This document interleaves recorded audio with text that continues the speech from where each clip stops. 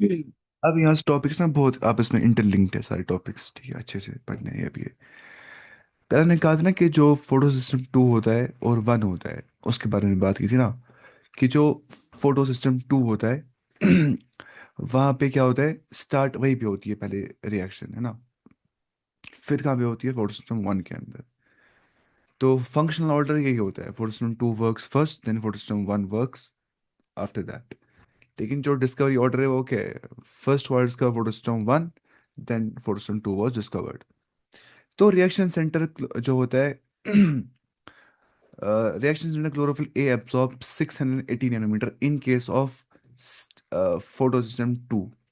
हम जानते हैं जो फोटो सिस्टम होता है उसमें लाइट हार्वेस्टिंग कॉम्प्लेक्स होता है। उसी लाइट हार्वेस्टिंग कॉम्प्लेक्स में रिएक्शन सेंटर होता है, ऑर्डर याद रखना है। फोटो सिस्टम के अंदर लाइट हार्वेस्टिंग कॉम्प्लेक्स होता है, उस लाइट हार्वेस्टिंग कॉम्प्लेक्स के अंदर रिएक्शन सेंटर होता है। लेकिन अगर हम फोटो सिस्टम टू की बात करते हैं, वहाँ पे जो लाइट हार्वेस्टिंग कॉम्प्लेक्स का रिएक्शन सेंटर होता है, उसका क्लोरोफिल ए एब्जॉर्ब करता है 680 नैनोमीटर ऑफ लाइट। जैसा कि हम जानते हैं, इसको एक और नाम होता है P680, पी मतलब पिगमेंट। यहाँ पे ऐसे पिगमेंट्स होते हैं जो 680 नैनोमीटर यानी कि रेड को करते हैं क्या, कैप्चर। और P7 मतलब जो फार रेड होता है, जो मतलब ज्यादा वेवलेंथ फार रेड होता है, वो हम जानते हैं ना।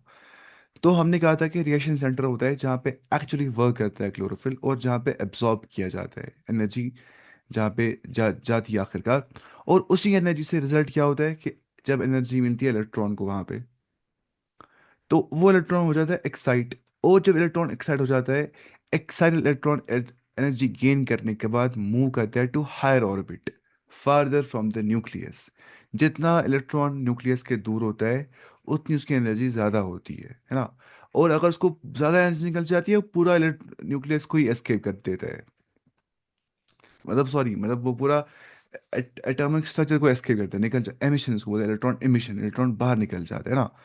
तो electron becomes unstable and ready to leave. Electron बन जाता है अनस्टेबल। जो जितना न्यूक्लियस के पास होता है उतना वो क्या होता है, स्टेबल, उसकी एनर्जी क्या होती है, लो। जो जितना न्यूक्लियस के बाहर होता है उसकी एनर्जी उतनी क्या होती है, ज्यादा। और वो अनस्टेबल होता है, क्योंकि हम जानते हैं केमिस्ट्री में जितना कोई स्ट्रक्चर होता है एनर्जी में ज्यादा, उतना वो क्या होता है, अनस्टेबल। अच्छा, इलेक्ट्रॉन एक्सेप्टर जो होता है, electrons are picked by an acceptor, जाहिर सी बात है, एक्सेप्टर मतलब रिसीवर, जो पकड़ता है इलेक्ट्रॉन। अब जाहिर सी बात है, इलेक्ट्रॉन जब निकल गया बाहर, उससे कोई ना कोई कैच करता है इमीडिएटली। तो फिर बन जाता है इलेक्ट्रॉन ट्रांसपोर्ट सिस्टम, को हम बोलते हैं ईटीएस, या बोलते हैं ईटीसी, इलेक्ट्रॉन ट्रांसपोर्ट चेन, एक ही बात है। इलेक्ट्रॉन जो है वो जाता है इस चेन के अंदर, जो बना होती है चेन साइटोक्रोम से। कल मैंने कहा था साइटोक्रोम मतलब होता है, ये प्रोटीन होते हैं, प्रोटीन कॉम्प्लेक्स हम बोल सकते हैं, साइटोक्रोम्स को बोलते हैं प्रोटीन कॉम्प्लेक्स।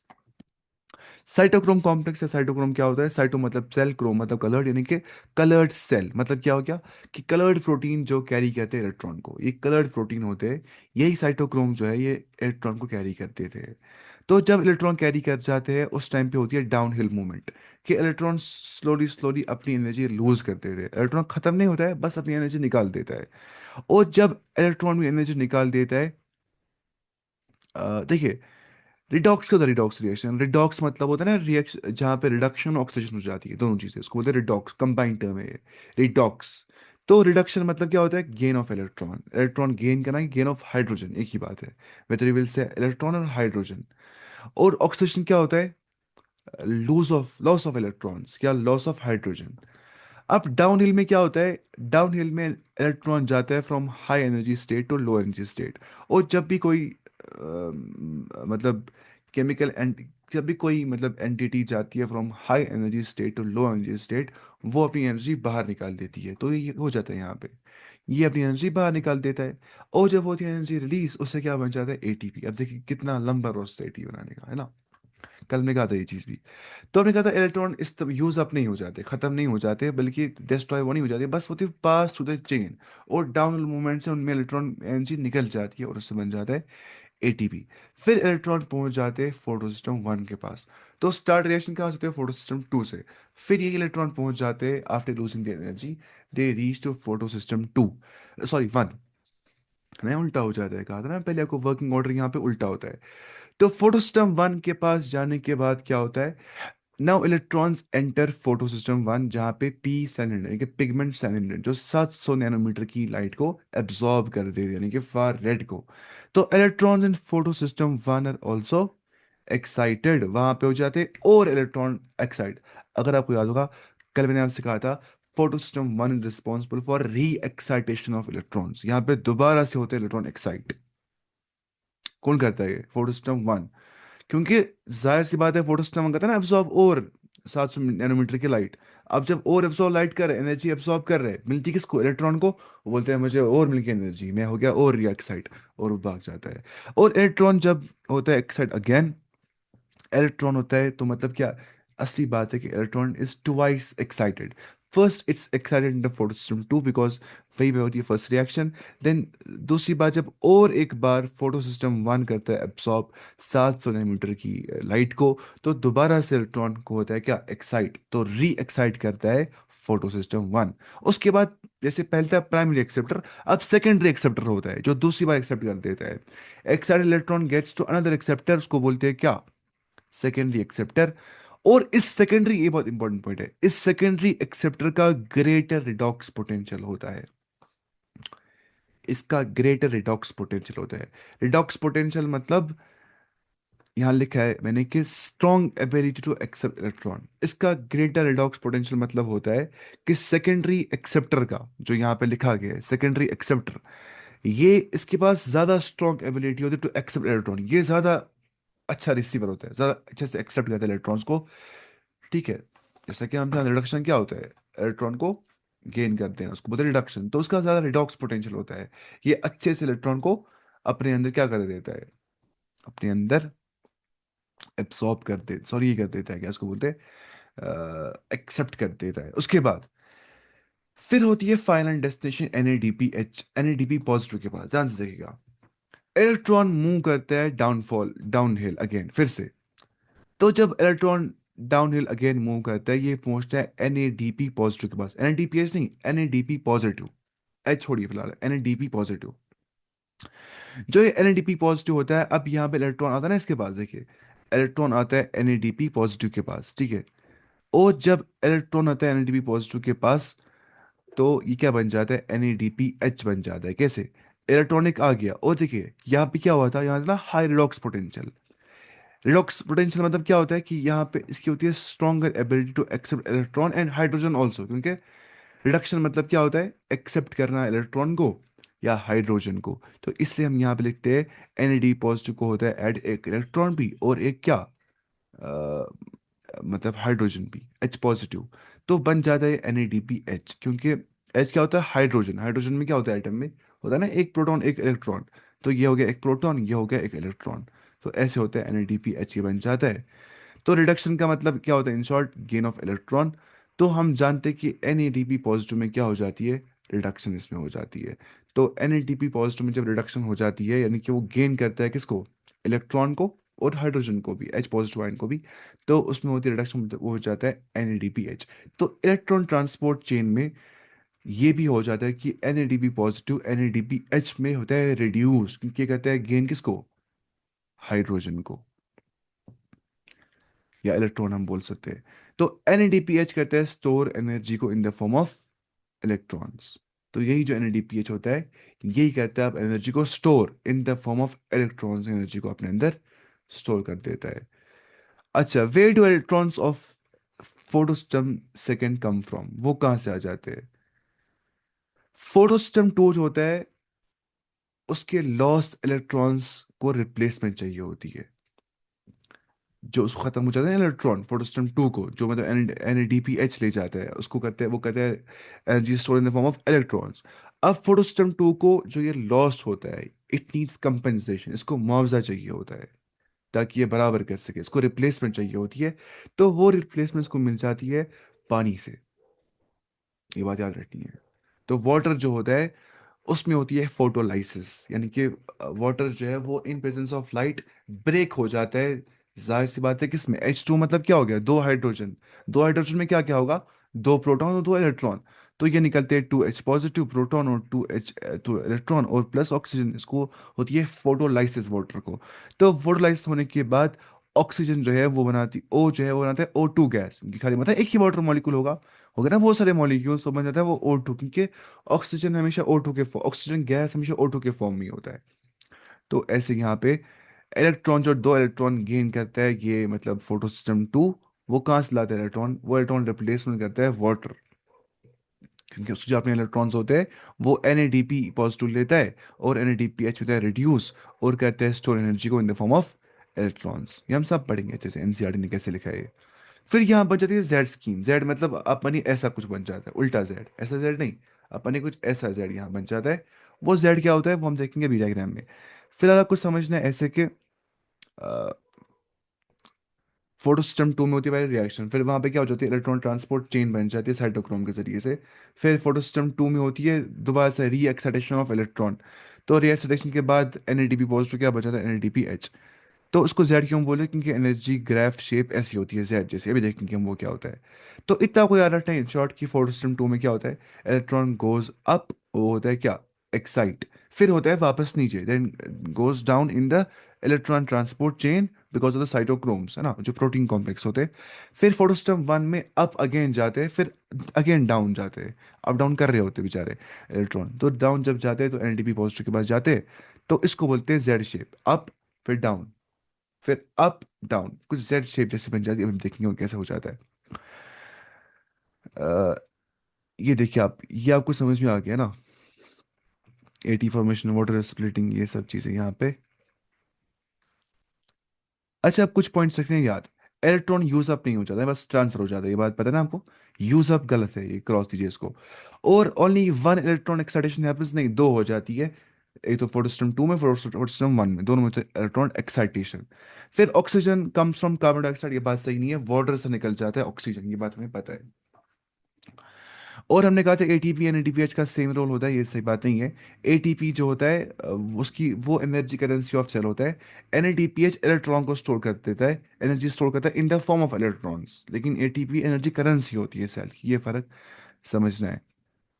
तो ये आपको अब समझ में आ गया होगा। अब देखेंगे, हम देखिए इन फोटो सिस्टम टू क्या होता है, द रिएक्शन सेंटर जो होता है क्लोरोफिल A जहाँ पे होता है, जैसा कि हम जानते हैं रिएक्शन सेंटर में क्लोरोफिल ए में इन केस ऑफ PS2 वहां पे एब्जॉर्ब होती है 680 नैनोमीटर की लाइट, है ना, wavelength of red light, causing electrons to become क्या, excited and jump into an orbit farther from the atomic nucleus. These electrons are picked up by the electron acceptor, आप बोलते हैं primary acceptor, which passes them to the electron transport chain.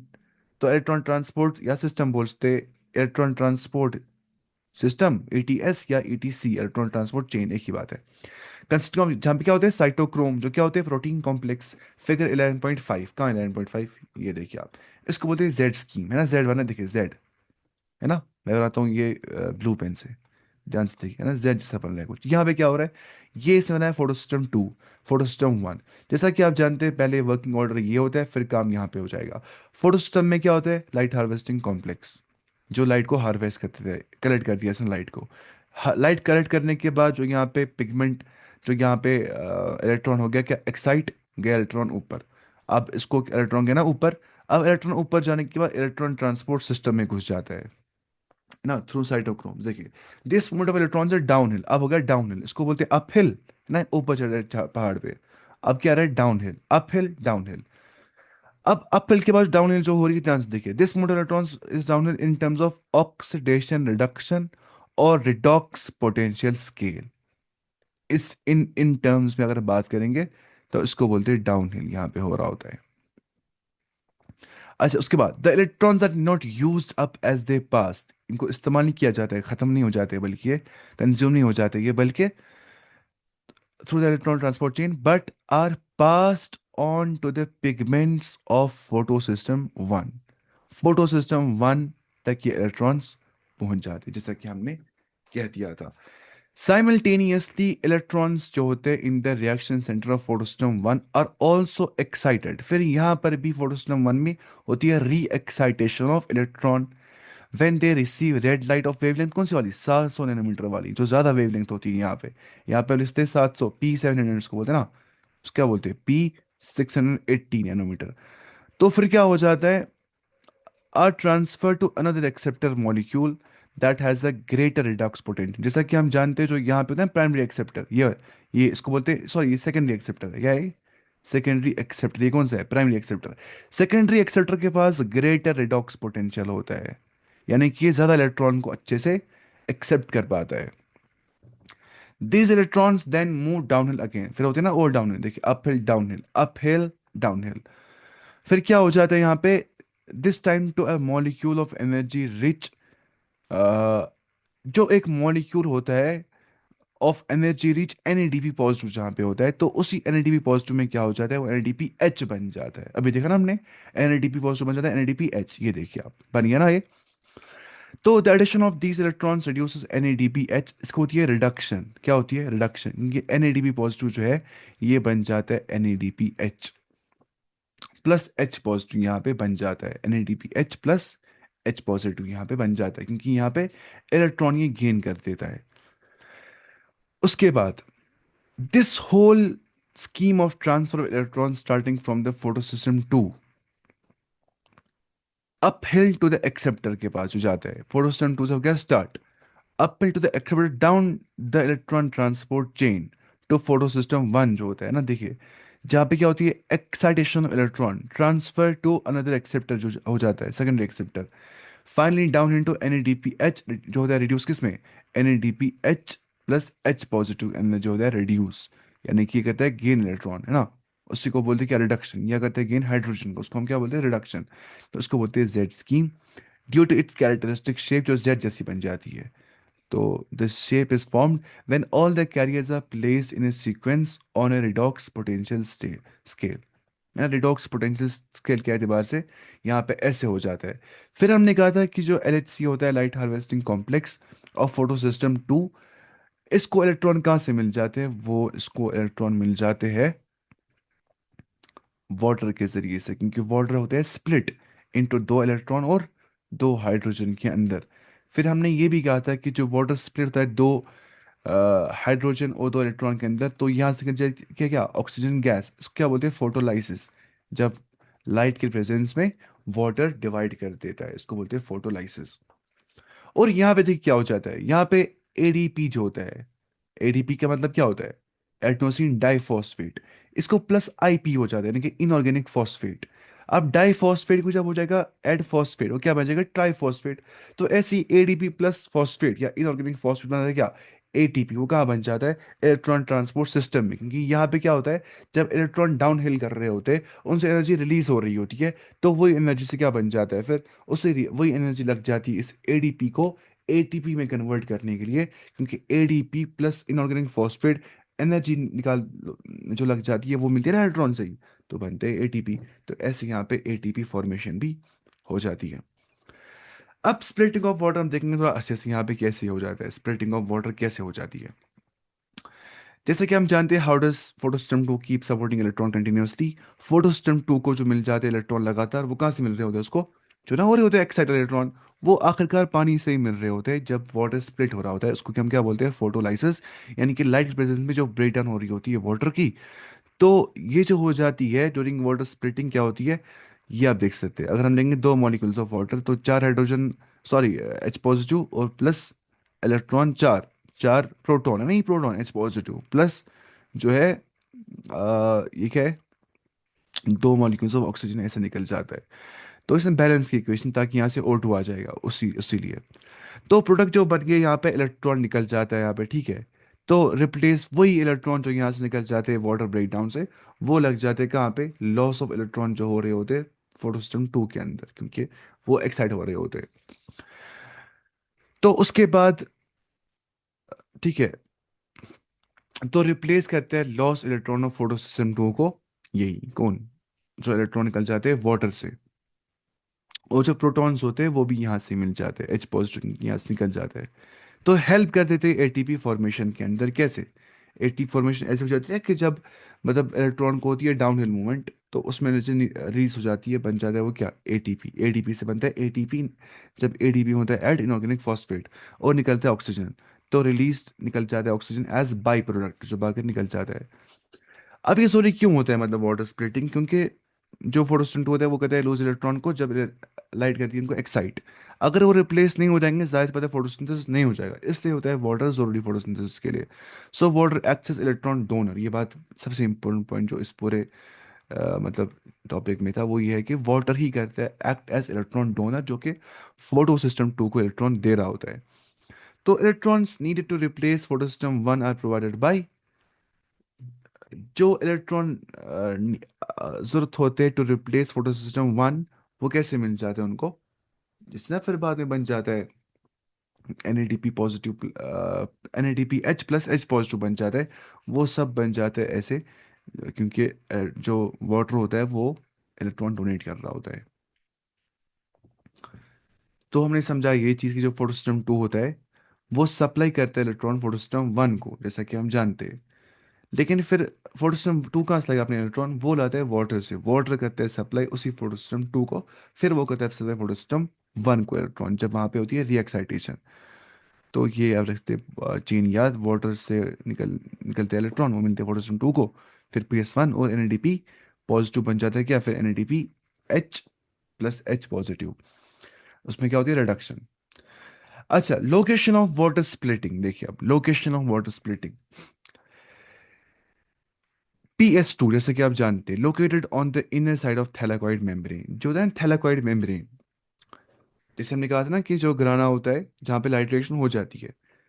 अगर आप ग्राना क्या होता है, वो थैलाकॉइड का स्टैक होता है। अगर हम निकालेंगे एक कॉइन को बाहर, उसको बोलेंगे हम एक थैलाकॉइड। अब इसको कहना मेम्ब्रेन, उसका जो मेम्ब्रेन होगा, आउटर कवरिंग होगी, अगर आप देखेंगे उसके इनर साइड पे क्या होगा, फोटोसिस्टम टू वहीं पे होते हैं। यानी कि फोटोसिस्टम टू होते हैं in the inner side of thylakoid membrane. Thylakoid membrane क्या होते हैं, मेम्ब्रेन सैक्स इनसाइड द क्लोरोप्लास्ट के अंदर जो होते हैं, जाहिर सी बात है मेम्ब्रेन सैक्स। तो उसी थैलाकॉइड मेम्ब्रेन के इनर साइड पे फोटोसिस्टम टू पाया जाता है। ठीक है। और थैलाकॉइड मेम्ब्रेन के साथ साथ थैलाकॉइड ल्यूमेन होता है। ल्यूमेन मतलब होता है जो बीच की जगह होती है, जैसे फॉर एग्जांपल आर्टरी होती है ना, आर्टरी, आप मानिए आर्टरी एक है, आर्ट को ना जो बीच जो खाली रास्ता होता है कैविटी, उसको बोलते हैं ल्यूमेन, है ना। तो वैसे आप देखेंगे थैलाकॉइड मेरे हाथ में ऐसे गोल, जो बीच में इलाका है वो क्या होता है, ल्यूमेन, उसको बोलते हैं ल्यूमेन। और जो साइड का इलाका उसको हम क्या बोलेंगे, उसको हम inner side of thylakoid membrane. तो वहीं पे क्या होता है, फोटो सिस्टम टू। अच्छा, अब एक और सवाल पैदा हो जाता है, where are H positive and oxygen release, कहाँ पे H पॉजिटिव और ऑक्सीजन होते हैं रिलीज। जाहिर सी बात है इलेक्ट्रॉन होते हैं ना यूज, कहाँ पे इलेक्ट्रॉन होते हैं यूज, वहाँ पे मतलब इलेक्ट्रॉन जो है वो मिल जाते हैं फोटो सिस्टम वन को। लेकिन जो H पॉजिटिव होता है और जो ऑक्सीजन होता है वो कहाँ होता है रिलीज, वो होता है रिलीज इनसाइड द ल्यूमेन, यानी कि थैलाकॉइड स्पेस को हम बोलते हैं, उसमें होता है H पॉजिटिव और ऑक्सीजन रिलीज। ये बात याद रखनी कि ल्यूमेन के अंदर ऐसा हो जाता है। उसके बाद क्यों लुमेन के अंदर, because water splitting occur on the inner side of the membrane, क्योंकि जो वाटर स्प्लिटिंग होती है वो थैलाकॉइड मेम्ब्रेन के इनर साइड पे हो जाती है। तो फिर जो रिलीज होते हैं प्रोडक्ट्स, चाहे हम देखेंगे ऑक्सीजन या देखेंगे हम मतलब H पॉजिटिव आयंस, वो कहाँ जाते हैं, वो जाते हैं थैलाकॉइड ल्यूमेन के अंदर। ठीक है। So products are release into what, thylakoid lumen. अच्छा, फिर जब H पॉजिटिव आयंस एक्यूमुलेट हो जाते हैं, जमा हो जाते हैं ल्यूमिन के अंदर, ल्यूमिन बनाता है प्रोटॉन ग्रेडियंट को। प्रोटॉन ग्रेडियंट मतलब होता है, ग्रेडियंट मतलब होता है जहां पे हम देखते हैं डिफरेंट कंसंट्रेशन होती है ना, ग्रेडियंट। तो प्रोटॉन ग्रेडियंट मतलब क्या होता है, जब प्रोटॉन जमा हो रहा है थैलाकॉइड ल्यूमिन के अंदर तो बनाते हैं प्रोटॉन ग्रेडियंट, यानी कि हाई प्रोटॉन होते हैं इनसाइड और लो प्रोटॉन क्या होते होंगे आउटसाइड, जाहिर सी बात है क्योंकि अंदर से जमा हो रहे हैं, अंदर से जमा हो रहे हैं, बाहर से कम होंगे प्रोटॉन। तो इसी ग्रेडियंट से this gradient drives ATP synthesis. ये करता है किसमें हेल्प, एटीपी सिंथेसिस में। इस ग्रेडियंट से एटीपी सिंथेसिस हो जाती है। तो ग्रेडियंट मतलब क्या होता है, जो डिफरेंस होती है कंसंट्रेशन में, उसको हम बोलते हैं ग्रेडियंट, है ना। तो ऐसा हो जाता है यहाँ पे कि इनसाइड ऑफ द ल्यूमेन होती है हाई एच पॉजिटिव आयंस और आउटसाइड द ल्यूमेन क्या होते हैं low H positive ions, because H positive ions रेस होते हैं कहाँ पे, ल्यूमेन के अंदर ही। तो इस ग्रेडियंट जो यहाँ बन जाता है उससे होता है एटीपी क्या सिंथेसाइज, वो बन जाता है। और जो ऑक्सीजन इनिशियली बन जाता है ल्यूमेन के अंदर, वो होता है डिफ्यूज आउट ऑफ क्लोरोप्लास्ट। जाहिर सी बात है ऑक्सीजन को डिफ्यूज होना ही होना है, ताकि वो बाहर निकल जाएगा प्लांट से और इंसान उससे ऑक्सीजन ले पाएंगे। तो वो जो इनिशियली बन जाता है ल्यूमिन, होता है ल्यूमिन के अंदर, तो वो एज बाई प्रोडक्ट वो निकल जाता है वहाँ से, डिफ्यूज आउट हो जाता है क्लोरोप्लास्ट से, और फाइनली वो रिलीज कहाँ पे, एटमॉस्फेयर के अंदर। अब कुछ हम चीज़ रखेंगे याद। क्या वाटर स्प्लिटिंग स्ट्रोमा में होती है? ये बात सही नहीं है। स्ट्रोमा मतलब ना वो जो कैविटी होती है क्लोरोप्लास्ट में, नहीं वहां पे नहीं, बल्कि ग्राना में ही हो जाती है ये। बल्कि हम ग्राना को मोर स्पेसिफिक हम बोलेंगे थैलाकॉइड के अंदर, और हम बोलेंगे मोर स्पेसिफिकली थैलाकॉइड के PS2 के अंदर। और थैलाकॉइड में PS2 फोटोस्टेन 2 वो कहाँ पे होता है? वो होता है थैलाकॉइड के इनर सरफेस, इनर मतलब साइड ऑफ मेम्ब्रेन के पास, है ना। तो ऐसे हो जाता है ये चीज। अच्छा, ऑक्सीजन कहाँ से आता है? कार्बन डाइऑक्साइड से? ये बात सही नहीं है। ऑक्सीजन कहाँ से आता है? वो वाटर से आ जाता है, O2 gas. H positive ions goes outside directly. ये बात सही नहीं है। पहले वो कहाँ पे होते जमा? ल्यूमिन के अंदर। फिर ल्यूमिन के अंदर जमा होने के बाद वहाँ पे जो है प्रोटॉन ग्रेडियंट बन जाता है, कि अंदर से एच पॉजिटिव ज़्यादा, बाहर से एच पॉजिटिव कम होते हैं। तो इस ग्रेडियंट से क्या होता है? ATP बन जाता है। तो ये हमने देख लिया। अब को आया समझ, कि नहीं? देखिए, क्लोरोप्लास्ट है ना बड़ा सा, जिसमें होती है मतलब क्या, फोटोसिंथेसिस। उसमें क्या होता है? ग्रेना। ग्रेना में क्या होता है? थैलाकॉइड। उस थैलाकॉइड में क्या होता है? उसके मेम्ब्रेन में क्या होता है? फोटोसिस्टम 2। वहां पे क्या होता है? Light harvesting complex. वहां पे क्या होता है फिर? Reaction centre. फिर वहां पे क्या होता है? Primary acceptor. देखिए, ऐसे ऑर्डर होना चाहिए याद, वरना मतलब भूल जाता है ना कहाँ से कहाँ पहुंच गया मैं ना। तो इसलिए स्टार्टिंग से ना नजर देनी चाहिए जो हम पढ़ते हैं बार बार। मैं फिर से बोलता हूँ एक बार। मैंने कहा जो क्लोरोप्लास्ट होता है उसमें ग्राना होते हैं ना। ग्रानम हो गया एक, अगर हम एक ग्रानम लेंगे उसमें थैलाकॉइड होता है। उसमें क्या होता है? फोटोस्टेम 2। फिर वो कहाँ पे होता है? वो थैलाकॉइड मेम्ब्रेन के इनर साइड पे होता है फोटोस्टेम 2। उसमें क्या होता है? PS2 में उसमें होता है light harvesting complex. Light harvesting complex में क्या होता है? उसमें होते हैं मतलब पिगमेंट्स में होता है ना। फिर उसमें क्या होता है? लाइट हाउस कॉम्प्लेक्स में रिएक्शन सेंटर वहां पे होते हैं। तो रिएक्शन सेंटर में क्या होता है? क्लोरोफिल A वहां पे होता है। फिर इतना रखना याद, नहीं ऑर्डर कम से कम। अब ये समझ आएगा अच्छे से। You would ask then how does the photosystem 2 supply electrons continuously? Electron जो है that were move from the photosystem 2 must be replace, जाहिर सी बात है। जो जाते हैं फोटोस्टेम 1 की ओर, उनको रिप्लेस करना है। This is achieved by electrons available due to the splitting of the water. The splitting of water is with the photosystem 2। Water is split into two H positive ions और ऑक्सीजन एंड इलेक्ट्रॉन्स, ठीक है। So this creates oxygen, one of the net products of the photosynthesis, or we can say byproduct. The electrons needed to replace those removed from photosystem 1 and provided by photosystem 2. PS2 करते हैं provide photosystem 1 को, इसे खुद को करते हैं provide water electron. ये इसने रिएक्शन दिखाई है यहाँ पे।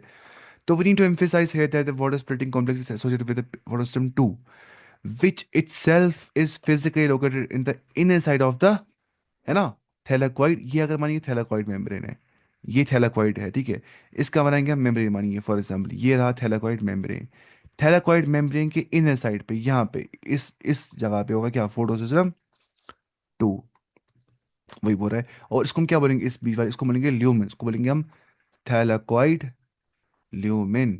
तो वही बोल रहा है कि then where are the protons and oxygen formed likely to be released in the lumen? Yes, सही बात वही है। और outside of the membrane? No, inside the lumini oxygen भी और प्रोटॉन भी होते हैं। ऑक्सीजन होता है फिर बाद में डिफ्यूज जाता है एटमॉस्फेयर में। प्रोटॉन यहाँ पे क्या हो जाता है? उसकी यहाँ पे बढ़ जाती है ग्रेडियंट। तो जब प्रोटॉन ग्रेडियंट बढ़ जाता है, प्रोटॉन ग्रेडियंट बनने के बाद बाहर से प्रोटॉन कम होते हैं, अंदर से क्या होंगे? प्रोटॉन साइज पता ज़्यादा होंगे ना अंदर से ही। अब अगर एक्सपोज अंदर से ज़्यादा है, बाहर से कम है, तो वो बनता है प्रोटॉन ग्रेडियंट। उससे क्या होता है? उसी ग्रेडियंट से वो ड्राइव करता है ATP सिंथेसिस को। अच्छा, ये हमने कह दिया इतना, ये खत्म हो गया। स्कीम ऑफ लाइट रिएक्शन, जो जेड स्कीम उसको बोला जाता है, क्योंकि जेड मतलब क्या हो गया?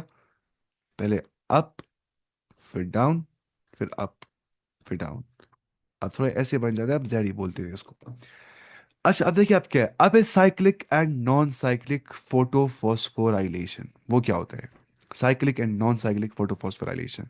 इसमें कितना पढ़ना है अभी? ये अच्छा, फिर इसके बाद में पढ़ना है कैल्विन साइकिल यहाँ पे। इसमें बस रिएक्शंस पढ़नी है ना, इसमें ये ऐसा चैप्टर है। लेकिन ये पढ़ने में मजा आता है ना, अगर समझ के पढ़ेंगे तो मजा आता है पढ़ने में। अब देखिए आप, cyclic and non cyclic photophosphorylation क्या होता है? देखिए, लिविंग ऑर्गेनिज्म एक्सट्रैक्ट एनर्जी करते एंड स्टोर करते एनर्जी को इन द फॉर्म ऑफ एटीपी, हम जानते हैं। तो अब यहाँ पे कुछ चीज़ें पढ़नी है हमें। ऑक्सीडाइजेबल सब्सटेंस क्या होता है? ऑक्सीडाइजेबल मतलब जिसमें ऑक्सीडेशन हो सकती है या हो जाती है। तो सब्सटेंस जो लूज करते हैं इलेक्ट्रॉन या रिलीज करते हैं एनर्जी को, ठीक है, उनको हम बोलते हैं क्या? Oxidisable substances. जो अपने इलेक्ट्रॉन्स लूज कर देते हैं, या हम बोलेंगे जो एनर्जी रिलीज कर देते हैं, उन्हें हम क्या बोलते हैं? Oxidisable substances. उसके बाद और जो होती है bond energy, energy stored in chemical bonds. जब वो टूट जाता है ना, बॉन्ड तोड़ने के लिए एनर्जी देनी ही पड़ती है। जब बॉन्ड टूट जाता है वहां से एनर्जी निकल जाती है। तो बॉन्ड एनर्जी होती है जो एनर्जी छुपी हुई होती है इन द केमिकल बॉन्ड्स। ये चीजें हमें रखनी बेसिक याद। और एटीपी क्या होता है? वो एनर्जी कैरियर होता है ना। अब देखिए फॉस्फोराइलेशन क्या होता है, पहले समझना है, फिर हम देखेंगे फोटोफॉस्फोर। देखिए फॉस्फोराइलेशन, फॉस्फो मतलब phosphate, phosphate group PO4 3 negative, जैसे हमने पढ़ा था बायोमोलिक्यूल्स में। राइलेशन का मतलब होता है एडिंग। तो फॉस्फोट के एडिशन को हम क्या बोलते हैं? फॉस्फोराइलेशन। राइलेशन बोलते हैं एडिशन को। शायद ये लैटिन वर्ड है राइलेशन, एडिंग। तो अब देखिए फोटो फॉस्फोराइलेशन क्या होता है? जब फोटोकेमिकल रिएक्शन के अंदर फॉस्फेट जो होता है वो ऐड होता है ADP के साथ, तो बन जाता है एडेनोसिन ट्राइफॉस्फेट, है ना। देखिए एडेनोसिन डाइफॉस्फेट, यानी दो फॉस्फेट प्लस एक और फॉस्फेट, या बोलेंगे inorganic phosphate, gives ATP, adenosine triphosphate. Class 10 से आप पढ़ रहे हैं। इसी को बोलते हैं फॉस्फोराइलेशन, कि हमने फॉस्फेट ग्रुप ऐड कर दिया ADP के अंदर ताकि वो ATP बन सके। तो रिएक्शन होती है adenosine diphosphate plus PI। PI मतलब होता है इनऑर्गेनिक फॉस्फेट, या I मतलब इनऑर्गेनिक, कह देता है ATP एडेनोसिन ट्राइफॉस्फेट। तो what is photophosphorylation? ATP formation जो हो जाती है यूजिंग लाइट एनर्जी। अगर सिंपली सिर्फ और सिर्फ फॉस्फेट जुड़ रहा है विद एडेनोसिन डाइफॉस्फेट, हम बोलेंगे यहाँ पे हो रही है फॉस्फोराइलेशन। अगर लाइट की प्रेजेंस में ऐसा हो रहा है कि ATP फॉर्मेशन हो रही है लाइट एनर्जी की प्रेजेंस के अंदर या यूजिंग लाइट एनर्जी, उसको बोलेंगे हम फोटोफॉस्फोराइलेशन। तो मतलब लाइट की प्रेजेंस में ATP फॉर्मेशन होना, क्योंकि फॉस्फोराइलेशन का मतलब होता है ATP बनना, क्योंकि जब जाहिर सी बात है ना, फॉस्फोराइलेशन फॉस्फोर के ऐड होना किस में? एड ADP में, वो बनाता है ATP। तो लाइट ड्रिवन ATP सिंथेसिस को हम बोलते हैं फोटोफॉस्फोराइलेशन। अब जाहिर सी बात है, जैसे एनसीईआरटी लिखे यहाँ पे होती है दो types, cyclic photophosphorylation and non cyclic photophosphorylation. Non cyclic photophosphorylation जो है वो हमने पढ़ ली अभी अभी, जो जेड स्कीम थी, उसको बोलते हैं नॉन साइक्लिक फोटोफॉस्फोराइलेशन। अगर आपने वहां देखा होगा, आप देखिए ध्यान से, आप यहीं पे लिखिए, वरना आपको भूल जाएगा बाद में लिखना इसको। एनसीईआरटी पे आप लिखिए, इस जेड स्कीम को आप नीचे लिख सकते हैं यहाँ पे। ये क्या है? Non cyclic photophosphorylation. ये देखिए आप, हो रहा है यहाँ पे ADP प्लस इनऑर्गेनिक फॉस्फेट क्या दे रहा है? ATP। वो एनर्जी कहाँ से मिल रही है? इलेक्ट्रॉन जब अपनी एनर्जी लूज कर देता है वो वहां से मिल जाती है, ये बनाने के लिए बॉन्ड इन दो के दरमियान में। क्योंकि बॉन्ड को बनने के लिए एनर्जी चाहिए होती है, वो निकलती है इलेक्ट्रॉन से ही। तो समझ जाए कि इसको बोलते हैं नॉन साइक्लिक फोटोफॉस्फोराइलेशन। अब हमें क्या पढ़ना है असल में फिर? साइक्लिक फोटोफॉस्फोराइलेशन, इसलिए यहाँ पे दिया है इसको टॉपिक 11.6 साइक्लिक फोटोफॉस्फोराइलेशन। क्योंकि जेड स्कीम क्या थी? वो थी नॉन साइक्लिक फोटोफॉस्फोराइलेशन। उसके बाद देखिए आप, अच्छा उसके बाद बोथ फोटो सिस्टम्स वर्क, जैसे कि हम जानते हैं photo system 2 works first then photo system 1, जहाँ पे इलेक्ट्रॉन फ्लो हो जाता है, वाटर निकल जाता है, वो फोटो सिस्टम 2 को, वाटर निकालता है इलेक्ट्रॉन देता है फोटो सिस्टम 2 को, देता है, वो बनाता है इलेक्ट्रॉन ट्रांसपोर्ट चेन, और वो देता है फोटो सिस्टम 1 को इलेक्ट्रॉन। और उसके बाद NADP पॉजिटिव होता है reduce, NADPH positive, NADPH plus H positive ion के अंदर प्रोडक्ट्स जो यहाँ पे बन जाते हैं वो ATP बन जाता है, और क्या बन जाता है? NADPH बन जाता है, बिकॉज क्या होती है? रिडक्शन। वहाँ भी लिखा है, जेड स्कीम में लिखा है वो, और ऑक्सीजन भी बाहर निकल जाता है जो ल्यूमिन में, थैलेकॉइड ल्यूमिन में होता है, फिर वहां से निकलता है, जाता है एटमॉस्फेयर के अंदर। अब वाई नॉन साइक्लिक? क्यों हम इसको बोलते हैं नॉन साइक्लिक? जेड स्कीम को हम क्यों बोलते हैं वो नॉन साइक्लिक फोटोफॉस्फोराइलेशन होती है? क्योंकि इलेक्ट्रॉन वहां पर रिटर्न नहीं हो जाता है। जो इलेक्ट्रॉन होता है वो रिटर्न नहीं हो जाता है, वो यूज हो जाता है ना बाद में NADP एच के पास, एंड वहीं पे होता है ना इसका। Electron does not return, it ends at NADP positive, क्योंकि NADP पॉजिटिव इलेक्ट्रॉन गेन कर देता है और हाइड्रोजन भी गेन कर देता है, बनाता है NADPH प्लस H पॉजिटिव। अब समझने की बात यह है कि जो इलेक्ट्रॉन होता है वो यहाँ पे वापस नहीं आ जाता है, ये कंटिन्यूसली मिल रहे होते हैं इलेक्ट्रॉन, कहाँ से, वाटर से। इसको बोलते हैं नॉन साइक्लिक, क्योंकि एंड हो जाता है। साइकिल में एंड ये होता है कि वो पूरा गोल हो जाता है। तो साइक्लिक फोटोफॉस्फोराइलेशन जो होती है, ये बात याद रखनी है, आप वहां पे लिख सकते हैं कि वो सिर्फ फोटो सिस्टम 1 में हो जाती है, यानी कि पी से पिगमेंट 700, जहाँ पे सिर्फ 700 नैनोमीटर की लाइट एब्जॉर्ब हो जाती है उस फोटो सिस्टम में, उस प्रोटीन कॉम्प्लेक्स में। Word is photo system, it's a protein complex ना, ये बात समझिए। तो वहां पे इलेक्ट्रॉन फ्लो हो जाता है, फोटो सिस्टम 1 जो है वो कहते हैं एक्सेप्ट इलेक्ट्रॉन को, और वो वहां पे क्या हो जाती है, फिर से वहां पर भी इलेक्ट्रॉन ट्रांसपोर्ट चेन होती है, लेकिन फिर बैक टू फोटो सिस्टम 1 वो वापस पहुंच जाते हैं क्या, इलेक्ट्रॉन। वो हम देखेंगे वो कैसे क्या हो जाता है। समझने की बात है कि electron returns to same place, that's why it's called as cyclic photophosphorylation. तो why cyclic, because flow is a cycle, loop बन जाती है ना, वापस आता है इलेक्ट्रॉन। तो प्रोडक्ट्स यहाँ पे क्या बन जाता है, यहाँ पे सिर्फ ATP बन जाता है। ये बात याद रखनी कि साइक्लिक फोटोफॉस्फोराइलेशन में सिर्फ ATP बन जाता है, जबकि नॉन साइक्लिक फोटोफॉस्फोराइलेशन में ATP बन जाता है और NADPH बन जाता है और ऑक्सीजन भी निकल जाता है। तो यहाँ पे NADPH ऑक्सीजन नहीं होता है। अच्छा, क्यों यहाँ पे NADPH, why no NADPH in cyclic, NADPH cyclic में नहीं होता, आप बताएंगे क्यों? क्योंकि अगर यहाँ पे NADPH होगा वो तो साइकिल में, NADPH साइकिल को रोकता है, बोले इलेक्ट्रॉन मिल गया बस साइकिल आगे नहीं चल सकता, इलेक्ट्रॉन नहीं मिलेगा, आप मैंने ले लिया। तो electron does not go to NADP positive, it comes back to what, photo system 1 के पास वापस आ जाता है ये। तो ये हमें समझनी है ये चीज़ के। अब देखिए लोकेशन डिफरेंस भी यहाँ पे समझनी है। ये बहुत खुश टॉपिक है ना, ये थोड़ा आम टॉपिक पता है, ये थोड़ा खुश है बाकी के मुकाबले में ना, जो आप पढ़ते हैं मतलब प्लांट फिजियोलॉजी मेरे हिसाब से मोस्ट डिफिकल्ट है, मतलब क्लास 11th के स्टूडेंट्स के लिए इस टाइम पे। इसके बाद हम जो पढ़ेंगे ना ह्यूमन फिजियोलॉजी, वो बहुत आसान है, उसमें बहुत इंटरेस्टिंग भी होता है। यहाँ पे इंटरेस्ट नहीं होता है, ऐसे बस रिएक्शन लगता होता है, केमिस्ट्री पढ़ रहे होते। लेकिन इसके बाद है नया यूनिट ह्यूमन फिजियोलॉजी, उसमें बहुत मज़ा पढ़ने में है, मतलब वो बहुत ज़्यादा इंटरेस्टिंग है, खतरनाक रेलेवेंट भी है वो हमारे साथ। अब लेकिन थोड़ा बहुत सब्र करना है यहाँ पे, देखिए जो ना ग्रेना लेमेला, जो ग्रेना लेमेला होता है और स्ट्रोमा लेमेला, स्ट्रोमा लेमेला क्या होता है, स्ट्रोमा लेमेला होता है जो दो ग्रेना के दरमियान में आप मानिए वो पाइप जैसी होती है, मैं आपको दिखाता हूँ। ग्रेना लेमेला और स्ट्रोमा लेमेला डायग्राम, देखिए आप, grana lamella and stroma lamella.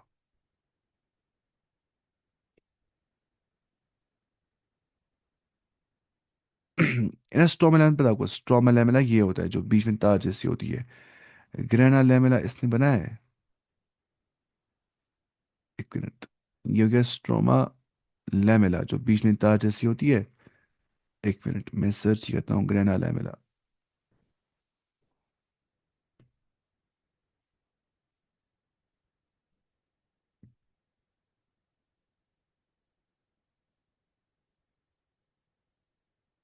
ये स्ट्रोमा लेमेला, ये होता है ग्राना लेमेला जो ग्राना में ही होता है, ठीक है। स्ट्रोमा मतलब जो उनके बीच में लाइन जैसी होती है, जो उनको करंटिक लिंक जैसी बन रही होती है वो। ये देखिए आप है ना, यहाँ पे दिया है इसने अच्छे से। ये हो गया ग्रेना लेमेला जो ग्रेना में ही होता है, और जो इन बिटवीन टू ग्रेनाज होती है, बीच में जो तार जैसी होती है, उसको क्या बोलते हैं, स्ट्रोमा लेमेला, है ना। तो अब देखिए अब क्या हो जाता है, ध्यान से देखिए, आप सब ये चीज समझ रहे हैं। Photo system 1 plus photo system 2 जहाँ पे दोनों काम करते हैं, जो नॉन साइक्लिक फोटोफॉस्फोराइलेशन होती है वो ग्राना लैमेला में हो जाती है, लेकिन जो साइक्लिक फोटोफॉस्फोराइलेशन होती है वो स्ट्रोमा लैमेला में हो जाती है, ठीक है। ग्राना लैमेला में क्या होती है, नॉन साइक्लिक वाली, अब देखिए यहाँ पे आपको समझ आएगा। ग्राना लैमेला जो होता है ना, ये ग्राना लैमेला ये यहाँ पे हो जाती है कौन सी, नॉन साइक्लिक फोटोफॉस्फोराइलेशन, जहाँ पे फोटो सिस्टम 2 और 1 दोनों काम कर देते हैं। लेकिन जो यहाँ पे आप देख सकते हैं ये वाला, जो स्ट्रोमा लैमेला है, शायद आपको दिख नहीं रहा होगा, एक मिनट, जो स्ट्रोमा लैमेला है यहाँ पे सिर्फ क्या हो जाती है, साइक्लिक वाली रिएक्शन यहाँ पे हो जाती है, यहाँ पे साइक्लिक फोटोफॉस्फोराइलेशन हो रही होती है इस इसमें।